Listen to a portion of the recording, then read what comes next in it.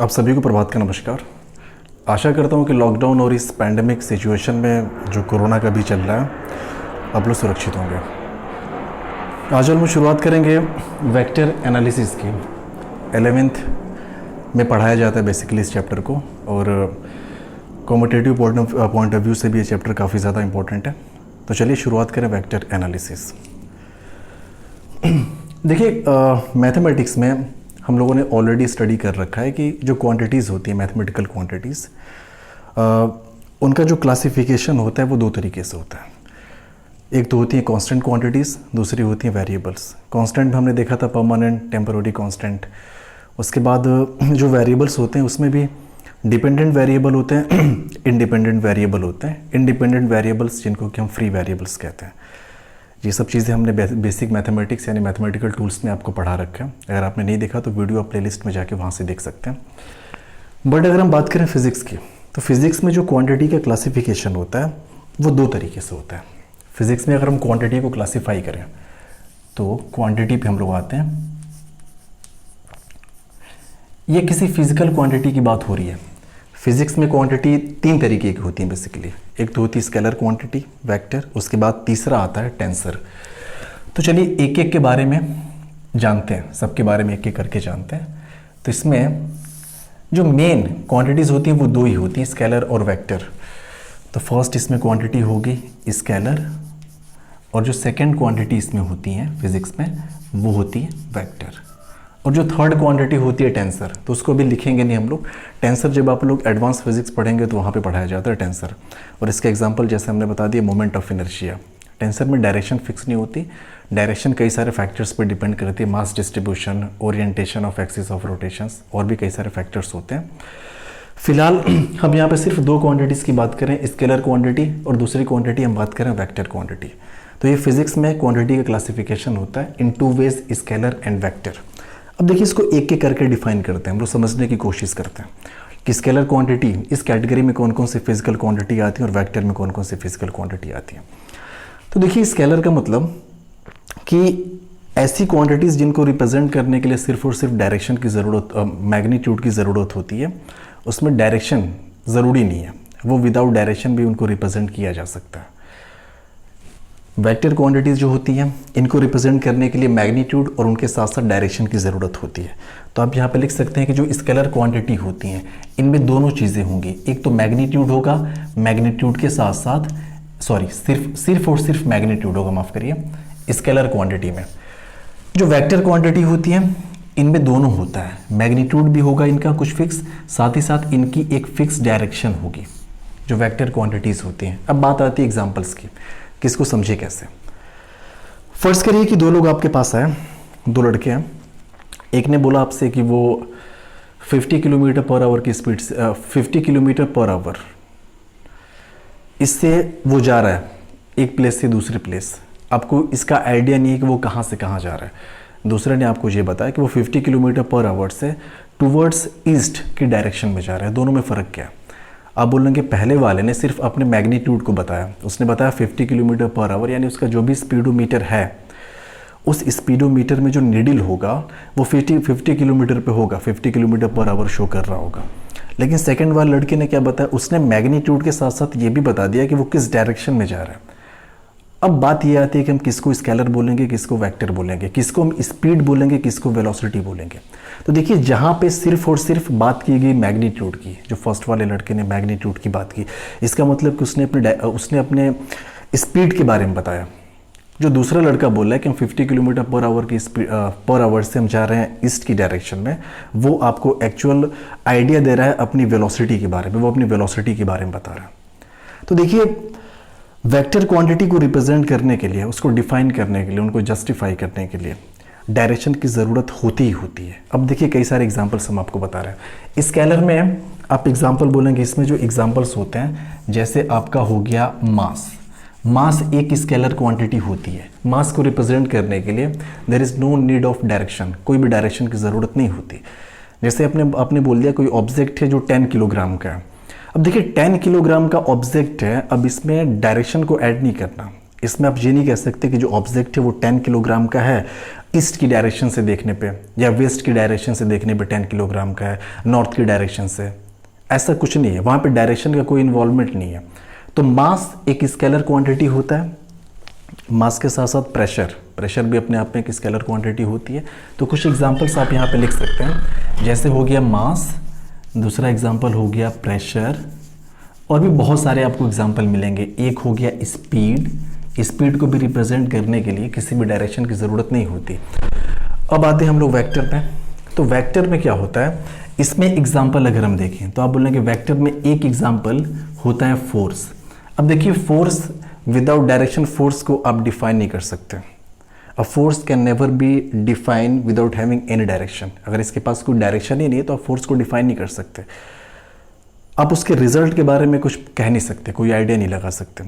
जैसे हमने बोला कोई ऑब्जेक्ट है जिस पे 10 न्यूटन का फोर्स एक्ट हो रहा है। अब देखिए 10 न्यूटन का सिर्फ फोर्स एक्ट हो रहा है, ये एक इनकम्प्लीट इन्फॉर्मेशन है, क्योंकि वो अगर 10 न्यूटन का फोर्स सपोज करिए कि राइट साइड में एक्ट हो रहा है, तब तो बॉडी में जो मूव करने की टेंडेंसी होगी वो राइटवर्ड डायरेक्शन में होगी।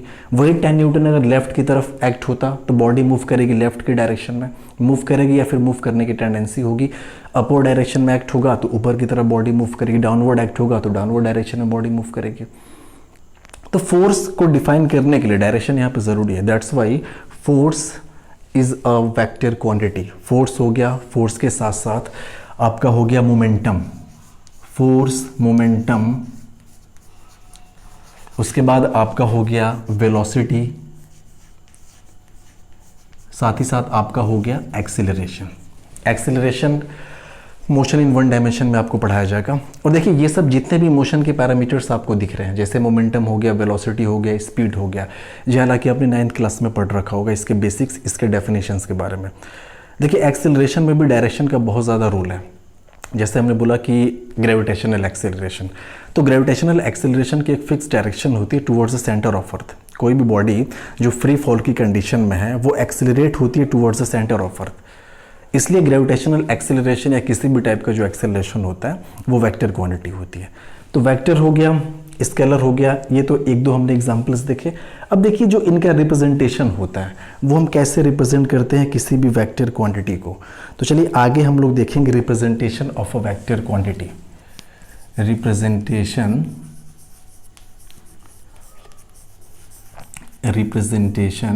ऑफ अ वेक्टर, यानी किसी भी वेक्टर क्वांटिटी को हम कैसे रिप्रेजेंट करते हैं, ठीक है। क्योंकि इसका रिप्रेजेंटेशन का तरीका हमें अलग रखना होगा, अलग होता भी है। क्यों? क्योंकि देखिए स्पीड और वेलोसिटी की अगर बात करें, दोनों की यूनिट सेम होती है, तो अगर दोनों को अलग अलग तरीके से रिप्रेजेंट नहीं किया जाएगा तो यहाँ पे बहुत ज़्यादा कन्फ्यूजन क्रिएट होगा कि कौन सी स्पीड है और कौन सी वेलोसिटी है। तो देखिए जो वेक्टर का रिप्रेजेंटेशन होता है वो दो तरीके से होता है। दो तरीके कौन कौन से हैं? एक तो होता है जो वेक्टर का रिप्रेजेंटेशन है वो है पिक्चोरियल रिप्रेजेंटेशन, हमने बोल दिया एक जो रिप्रेजेंटेशन है पिक्टोरियल रिप्रेजेंटेशन। दूसरा जो रिप्रेजेंटेशन होता है वेक्टर का वो होता है मैथमेटिकल। एक रिप्रेजेंटेशन जो होता है पिक्टोरियल, दूसरा रिप्रेजेंटेशन जो होता है वो क्या होता है? Mathematical representation of vector. यहाँ पे एक बात और आप समझ लीजिए कि जो एक सिंबल होता है वेक्टर का, तो वेक्टर को हम लोग एक सिंबल से रिप्रेजेंट करते हैं। सिंपल एक एरो से हम लोग रिप्रेजेंट करते हैं वेक्टर को, वेक्टर क्वांटिटी को किसी प्लेन में अगर आपको रिप्रेजेंट करना है तो वो जो एरो होती है उस एरो की जो लेंथ होती है, जैसे यहाँ पे एक चीज़ और आप यहाँ पे ध्यान रखिए। जैसे मान लीजिए कि हमने स्पीड को हमने v से रिप्रेजेंट किया, वेलोसिटी को भी हमने v से रिप्रेजेंट किया। दोनों में फ़र्क क्या है? दोनों की यूनिट तो सेम है, लेकिन हम क्या करेंगे, अगर वेलोसिटी की बात करेंगे तो यहाँ पे हम ऊपर एक एरो लगा देंगे। एरो मतलब कि हम बात कर रहे हैं वेलोसिटी की, यहाँ पे कोई एरो नहीं लगा, मतलब ये सिर्फ और सिर्फ स्पीड है। साथ ही साथ आपका मास हो गया, प्रेशर हो गया, आपका जैसे डिस्टेंस, हमने कह दिया डिस्टेंस, ये डिस्टेंस भी आपकी स्केलर क्वांटिटी होती है। लेकिन अगर हम बात करें डिस्प्लेसमेंट की तो डिस्प्लेसमेंट वेक्टर होता है, इसलिए हमने यहाँ पे क्या कर दिया, एस के ऊपर एरो लगा देने पे डिस्प्लेसमेंट बन गया डिस्टेंस है। तो एक सिंपल हम एरो लगाते हैं। तो जो वेक्टर होते हैं, वेक्टर के जो रिप्रेजेंटेशन होते हैं ये एरो से हम करते हैं। आप बोलेंगे with the help of arrow. और एरो में क्या खास बात होती है, एरो की जो लेंथ होती है, ये जो लेंथ है उस वेक्टर के मैग्नीट्यूड को शो करता है और साथ ही साथ एरो की जो डायरेक्शन होती है वो बताती है वेक्टर क्वांटिटी की डायरेक्शन क्या है, यानी कि ये बताएगी डायरेक्शन ऑफ वेक्टर क्वांटिटी, यानी यहाँ पे शॉर्ट में हम लिख दे रहे हैं VQ, वेक्टर क्वांटिटी। यहाँ पे हम लोग आते हैं रिप्रेजेंटेशन ऑफ वेक्टर, जिसमें कि पहला रिप्रेजेंटेशन अपना है पिक्चोरियल रिप्रेजेंटेशन। वही चीज़ है, पिक्चोरियल रिप्रेजेंटेशन में हम कैसे रिप्रेजेंट करते हैं, एक एरो से, आप यहाँ पे लिखेंगे with the help of arrow. और एरो में जैसे एक सिंपल एक एरो, ये एरो क्या बताता है, वेक्टर क्वांटिटी को बता रहा है। और जो इसकी लेंथ है वो लेंथ आपकी बताएगी मैग्नीट्यूड को, और साथ ही साथ जो इसकी डायरेक्शन है, डायरेक्शन आपका बताएगी वेक्टर क्वांटिटी की डायरेक्शन, यानी डायरेक्शन ऑफ वेक्टर क्वांटिटी। तो देखिए ये तो बात हुई पिक्चोरियल रिप्रेजेंटेशन की, लेकिन हम मैथमेटिकली कैसे वेक्टर क्वांटिटी को रिप्रेजेंट करेंगे, सवाल ये उठता है यहाँ पे कि मैथमेटिकल रिप्रेजेंटेशन कैसा होता है। तो चलिए, जैसे एक हमने आपके सामने स्टेटमेंट दे दिया, वो स्टेटमेंट कुछ इस तरीके से है। एग्जाम्पल हम लेते हैं यहाँ पे, जैसे हमने बोला कि एक कोई कार है जो 20 मीटर पर सेकेंड से मूव कर रही है, ठीक है। एक कार 20 मीटर पर सेकेंड की वेलोसिटी से मूव कर रही है और जो उसकी डायरेक्शन बता रखा है, चलिए डायरेक्शन उसने कह दिया कि 30 डिग्री ईस्ट ऑफ वेस्ट, ऐसा उसने बता रखा है। तो सबसे पहले आपने क्या किया, एक कोऑर्डिनेट सिस्टम ड्रॉ किया। ईस्ट और वेस्ट की बात हो रही है तो कोऑर्डिनेट सिस्टम हमने ड्रॉ किया। आपको पता है ये वाली डायरेक्शन हमेशा हम ईस्ट मानते हैं, दिस वन इज वेस्ट, ये आपका हो गया, सॉरी वेस्ट नहीं, ये आपका वेस्ट ये हो जाएगा, ये आपका हो गया नॉर्थ, ये आपका हो गया साउथ, ये आपका रहा ओरिजिन। जो चारों डायरेक्शंस होते हैं ये म्यूचुअली परपेंडिकुलर होंगे, नॉर्थ ईस्ट के परपेंडिकुलर, नॉर्थ वेस्ट के परपेंडिकुलर होगा, सारे आपस में नहीं, लेकिन ये जो एडजेसेंट डायरेक्शंस होती हैं आपस में परपेंडिकुलर होंगे। तो कह क्या रखा है, जैसे हमने आपको स्टेटमेंट दे दिया, इस स्टेटमेंट को हम कहीं यहाँ पे लिखते रहें कि जैसे a car is moving with velocity 20 meter per second at 30 degree east of north। देखिए डायरेक्शंस की हमने बात की है कि जो कार की स्पीड है ना वो ईस्ट की तरफ है 30 डिग्री, नॉर्थ से 30 डिग्री ईस्ट की तरफ। तो आप बोलेंगे सिंपल, अगर हमको इसको एरो पिक्चोरियल रिप्रेजेंटेशन करना है तो हमें एक एरो बनाना पड़ेगा। तो सबसे पहले हमने क्या किया, एक एरो ऐसे बना दिया। अब देखिए ये जो एरो की लेंथ होगी, ये लेंथ बताएगी उसके मैग्नीट्यूड को। तो चूंकि यहाँ पे मैग्नीट्यूड दे रखा है 20 मीटर पर सेकेंड, तो हमने क्या किया, ये जो एरो था ये हमने बना दिया 10 यूनिट का। ये 10 सेंटीमीटर हो सकता है, 10 मिलीमीटर हो सकता है, कुछ भी हो सकता है। ग्राफ पेपर पे जब आप ड्रॉ करेंगे, आपने बोला कि 10 यूनिट का हमने एक एरो बना दिया, और जो हमारी यूनिट है उसमें हमने मान लिया कि 1 यूनिट इज इक्वल्स टू है 2 मीटर पर सेकेंड, यानी 1 यूनिट कॉरेस्पॉन्ड कर रहा है 2 मीटर पर सेकेंड को। इट मीन्स कि जो हमने 10 यूनिट की ये एरो बनाई है इस लेंथ की, तो पूरा 10 यूनिट कितने को कॉरेस्पॉन्ड करेगा, 20 मीटर पर सेकेंड को। अगर 1 यूनिट 2 मीटर पर सेकेंड को, तो आप बोलेंगे 10 यूनिट किसको कॉरेस्पॉन्ड करेगा, ये कॉरेस्पॉन्ड करेगा 20 मीटर पर सेकेंड को। तो देखिए with the help of arrow हमने कार की जो वेलोसिटी है इसके मैग्नीट्यूड को तो हमने दिखा दिया। अब बात आ रही है डायरेक्शन की। तो डायरेक्शन इसमें गिवन है कि 30 डिग्री ईस्ट ऑफ नॉर्थ, यानी ईस्ट की तरफ नॉर्थ से 30 डिग्री। ये देखिए यहाँ पे आपको ध्यान देने की जरूरत है, ये जो लिखा होता है ना ऑफ नॉर्थ, ऑफ नॉर्थ मतलब जो एंगल हम मेजर करेंगे वो नॉर्थ से मेजर करेंगे, किधर, ईस्ट की तरफ। तो ये नॉर्थ हुआ, ये ईस्ट हुआ, तो नॉर्थ से ईस्ट की तरफ ये आपका एंगल हो गया 30 डिग्री। समझ में आया, ये 30 डिग्री एंगल, तो ये वाला एंगल ऑब्वियस सी बात है कितना हो जाएगा, 60 डिग्री। तो this is pictorial representation of the vector. Vector को पिक्चोरियल फॉर्म में हम इसी तरीके से रिप्रेजेंट करते हैं। अब बात आ रही है मैथमेटिकल रिप्रेजेंटेशन की। एक तो हमने रिप्रेजेंटेशन देख लिया, पिक्चोरियल रिप्रेजेंटेशन, जिसमें वेक्टर को हमने एक एरो की हेल्प से शो किया था। एरो की जो लेंथ है वो बता रही थी मैग्नीट्यूड को, जो भी वेक्टर क्वांटिटी का मैग्नीट्यूड है। एरो की जो डायरेक्शन है वो दिखा रही है किस चीज़ की, direction of the vector quantity. Pictorial mathematical representation की हम बात करें, इसी स्टेटमेंट को हम मैथमेटिकली रिप्रेजेंट करना चाहते हैं। ये जो वेलोसिटी ऑफ कार है 20 मीटर पर second at 30 degree east of north. तो देखिए मैथमेटिकली किसी भी वेक्टर क्वांटिटी को कैसे रिप्रेजेंट किया जाता है। देखिए अभी तक तो आप ये जान गए कि वेक्टर क्वांटिटी का मतलब कि उसके ऊपर एरो लगा होगा वो क्वांटिटी वेक्टर होगी। तो लेट से हमने कह दिया कि एक हमारे पास कोई क्वांटिटी है ए और ये वेक्टर क्वांटिटी है। तो किसी भी वेक्टर क्वांटिटी को हम ऐसे रिप्रेजेंट करते हैं, vector quantity is equals to उसका मैग्नीट्यूड और ये हो गया angle theta degree, magnitude angle theta degree. अब आप बोलेंगे थीटा डिग्री कौन सा एंगल है? तो देखिए थीटा डिग्री जो एंगल है ना वो एक रेफरेंस लाइन से हम मेज़र करते हैं उस वेक्टर क्वांटिटी का, कि उस रेफरेंस लाइन से वो कितने डिग्री के एंगल पे है। और रेफरेंस लाइन खास करके हम positive direction of X axis को लेते हैं, यानी थीटा आप लिखेंगे यहाँ पे, जो थीटा है angle of vector quantity with respect to a reference line. Reference line मतलब खास करके हम ज़्यादातर लेते हैं पॉजिटिव एक्स डायरेक्शन को, ठीक है। अब देखिए इसी क्वांटिटी को अगर रिप्रेजेंट करना हो, ये जो आपके सामने दिखाई दे रही है कि जो कार है वो 20 मीटर पर सेकेंड से 30 डिग्री ईस्ट ऑफ नॉर्थ की तरफ मूव कर रही है, इसका हमें मैथमेटिकल रिप्रेजेंटेशन करना हो तो आप बोलेंगे सिंपल है इसका मैथमेटिकल रिप्रेजेंटेशन, यानी वेलोसिटी ऑफ कार। ये जो आपको दिख रहा था वेक्टर, ये एक्चुअल में कार की वेलोसिटी का वेक्टर है, इसको हमने लिख दिया वीसी वेक्टर। अब यहाँ से हम लिख सकते हैं कि VC vector is equals to जो वीसी वेक्टर का मैग्नीट्यूड है, ठीक है, और साथ ही साथ ये एंगल थीटा डिग्री जो कि पॉजिटिव एक्स एक्सिस के साथ वो वेक्टर बना रहा है। एक बात और आप यहाँ पे ध्यान रखेंगे, ये जो भी एंगल का मेजरमेंट होता है ये हमेशा एंटी क्लॉकवाइज आप लेंगे, मेजर्ड एंटी क्लॉकवाइज। अब आप बोलेंगे अरे ये एंटी क्लॉकवाइज मेजरमेंट क्यों ले रहे हैं हम लोग?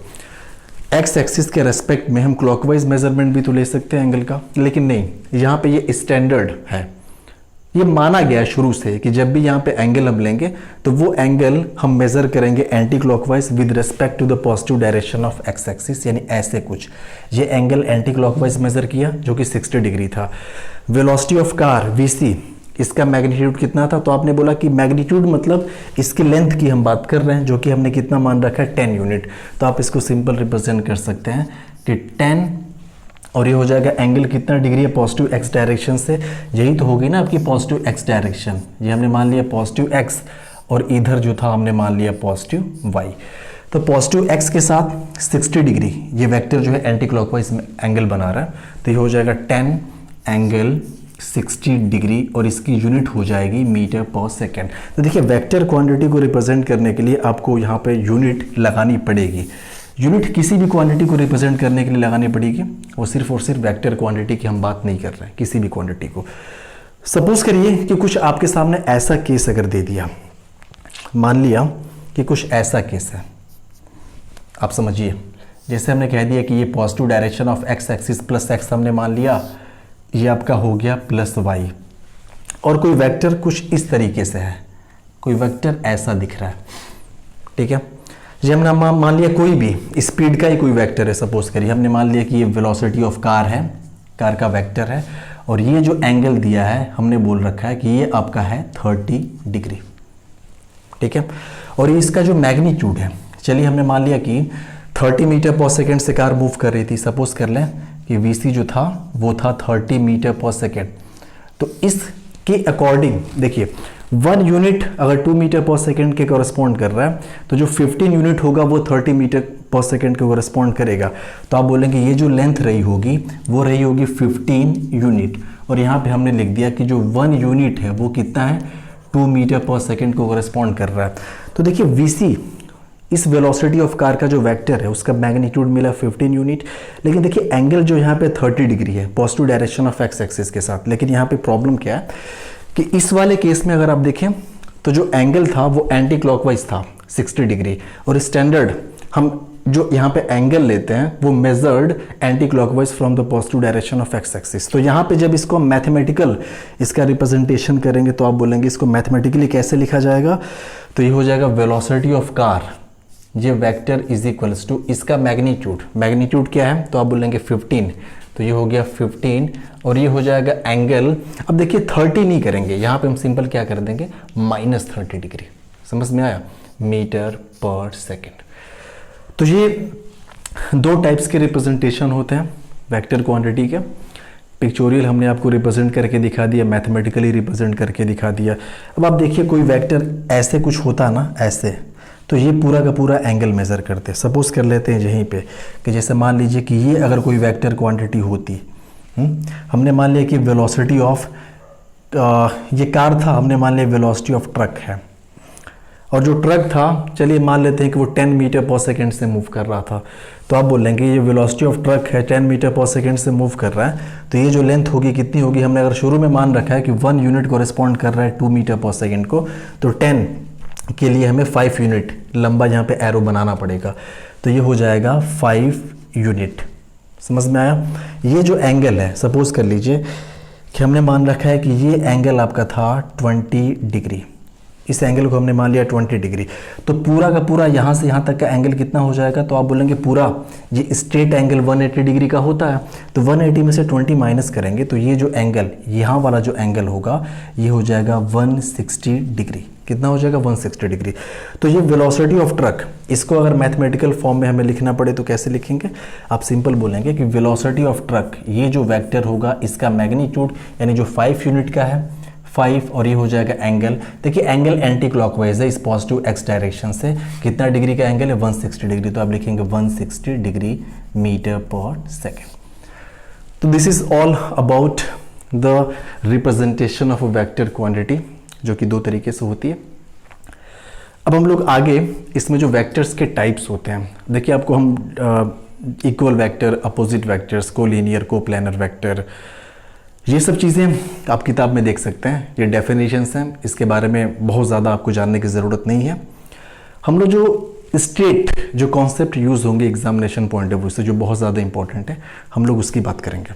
जैसे पोजीशन वेक्टर के बाद addition of vector, subtraction of vector, जो वेक्टर एडिशंस के लॉ होते हैं, triangle law of vector addition, parallelogram law of vector addition, वो सारी चीज़ें देखेंगे। तो चलिए अब आगे हम लोग बढ़ते हैं पोजीशन वेक्टर की तरफ।